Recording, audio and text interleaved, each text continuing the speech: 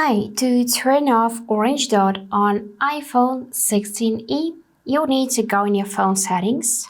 But firstly, let me show you how it looks. So on this device, it is placed right here in the upper right corner. And you can see it because you're using microphone at the moment or you recently used microphone. Now it disappeared. So to turn off this dot, we need to go in settings. Here we need to find privacy and security, and after that pick microphone in the list. Now you will see apps that have requested access to the microphone. So if you wanna turn off orange dot, then you're gonna need to disable microphone for apps in this list.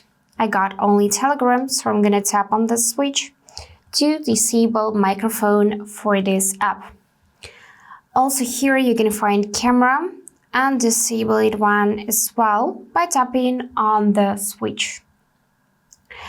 And also you can go in apps and manually pick apps in which you wanna turn off microphone. So let's just find something in this list. Let's find Telegram again. And as you can see, we can manually control whether we want to enable or disable microphone and camera. If you can see that switch is green, then it is turned on.